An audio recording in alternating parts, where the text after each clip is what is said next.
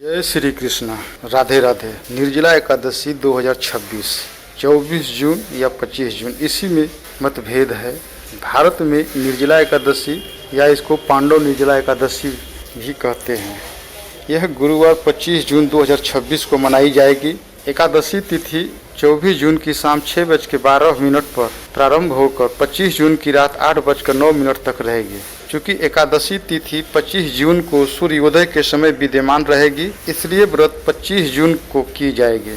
कपारण खोलने का समय 26 जून 2026 को प्रातः लगभग 5:25 से 8:13 के बीच रहेगा।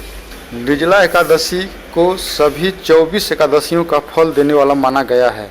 महाभारत के अनुसार भीमसेन भोजन के बिना नहीं रह पाते थे, इसलिए महर्षि व्यास ने उन्हें वर्ष में केवल एक बार निर्जला एकादशी का व्रत करने का उपदेश दिया।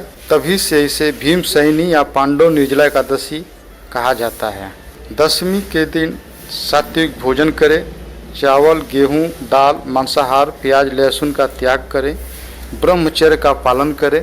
एकादशी के दिन नित्य निवृत्त होकर के प्रातः ब्रह्म मुहूर्त में उठें, स्नान करके स्वच्छ वस्त्र धारण करें, भगवान विष्णु और माता लक्ष्मी की पूजा करें, घी का दीपक जलाएं, तुलसी पत्र अर्पित करें, ओम नमो भगवते वासुदेवाय मंत्र का जाप करें, विष्णु सहस्त्रनाम, गीता या विष्णु चालीसा का पाठ करें, यथाशक्ति निर्जल व्रत ही रखें और रात्रि में भगवान का भजन कीर्तन करें। निर्जला एकादशी में भगवान विष्णु की पूजा की जाती है। अतः भगवान विष्णु की प्रतिमा, पीला वस्त्र, चंदन, अक्षत, तुलसी दल, पीले पुष्प, धूप, दीप, फल, पंचामृत, नैवेद्य आदि सामान लगेगा। ओम नमो भगवते वासुदेवाय नमः या ओम विष्णु नमः मंत्र का जाप करें।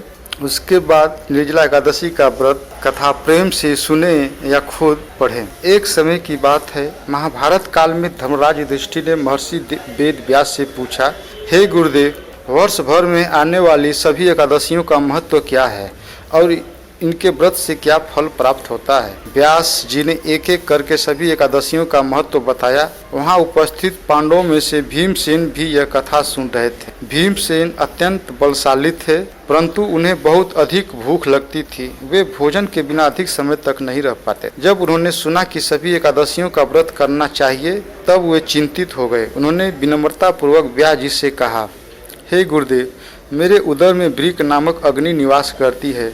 मुझे बहुत भूख लगती है। मैं दान, पूजा, जप, तप सब कर सकता हूँ, लेकिन महीने में 2 बार आने वाली एकादशी का उपवास नहीं कर सकता। कृपया कोई ऐसा उपाय बताइए जिससे मुझे सभी एकादशियों का फल प्राप्त हो। भीमसेन की बात सुनकर व्यास जी मुस्कुराए और बोले, हे भीम, यदि तुम वास्तव में सभी एकादशियों का पुण्य प्राप्त करना चाहते हो तो ज्येष्ठ मास के शुक्ल पक्ष की एकादशी को निर्जल व्रत करो। इस दिन सूर्योदय से लेकर अगले दिन द्वादशी के पारण तक न अन्न ग्रहण करना है और न ही जल।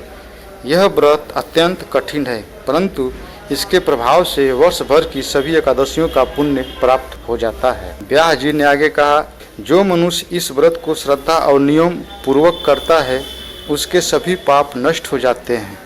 उसे भगवान विष्णु की कृपा प्राप्त होती है और अंत समय में विष्णु दूत उसे वैकुंठ धाम ले जाते हैं। भीमसेन ने गुरु की आज्ञा स्वीकार की। ज्येष्ठ शुक्ल एकादशी आने पर उन्होंने स्नान किया, भगवान विष्णु की पूजा की और दृढ़ संकल्प लेकर निर्जल व्रत आरंभ किया। दिन भर उन्होंने भगवान का स्मरण किया, भजन कीर्तन किया और किसी भी प्रकार का अन्न या जल ग्रहण नहीं किया। गर्मी का मौसम था, सूर्य की तपिश बढ़ती जा रही थी। भीमसेन को अत्यंत प्यास लगी, लेकिन उन्होंने अपना संकल्प नहीं छोड़ा। उन्होंने भगवान का नाम जपते हुए पूरा दिन और पूरी रात व्यतीत की। अगले दिन द्वादशी को विधिवत भगवान विष्णु की पूजा करके, ब्राह्मणों को दान देकर और जल ग्रहण करके व्रत का पालन किया। उनकी इस कठोर तपस्या से भगवान श्री हरि विष्णु अत्यंत प्रसन्न हुए। उन्होंने प्रकट होकर कहा, हे भीमसेन, तुमने महान व्रत का पालन किया है, तुम्हें सभी एकादशियों का फल प्राप्त होगा। जो भी भक्त श्रद्धा से इस निर्जला एकादशी का व्रत करेगा, वह मेरे परम धाम को प्राप्त होगा और उसके जन्म जन्मांतर के पाप नष्ट हो जाएंगे। तभी से यह व्रत भीमसेनी एकादशी या पांडव एकादशी और निर्जला एकादशी के नाम से प्रसिद्ध हुआ। इसी निर्जला एकादशी पर एक दूसरी पौराणिक कथा पुराणों में वर्णन मिलता है कि एक बार देवर्षि नारद ने भगवान विष्णु से पूछा, हे प्रभु, कलयुग में ऐसे लोग भी होंगे जो सभी एकादशियों का व्रत नहीं कर पाएंगे, उनके उद्धार का क्या उपाय है? भगवान विष्णु ने कहा, जो भक्त ज्येष्ठ शुक्ल एकादशी को निर्जल रहकर मेरा व्रत करेगा, उसे वर्ष भर की सभी एकादशियों का फल प्राप्त होगा, वह मेरे परम धाम का अधिकारी बनेगा। भगवान ने यह भी कहा कि इस दिन जल दान, अन्नदान, छाता, वस्त्र और पंखा दान करने से विशेष पुण्य प्राप्त होता है। यानी कि निर्जला एकादशी का व्रत करने से हमको ये संदेश मिलता है कि गुरु की आज्ञा का पालन करने से सफलता मिलती है।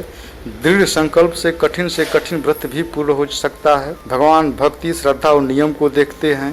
दान, सेवा और भगवान के नाम का स्मरण जीवन को पवित्र बनाता है। निर्जला एकादशी आत्मसंयम और भक्ति का महान पर्व है। कथा सुनने के बाद श्री निर्जला एकादशी व्रत महात्म्य की जय, श्री लक्ष्मी नारायण भगवान की जय, श्री विष्णु भगवान की जय, तुलसी माता की जय। इस तरह कथा संपन्न होती है। कथा समाप्त होने के बाद भगवान विष्णु की आरती पूरी श्रद्धा पूर्वक गाएं।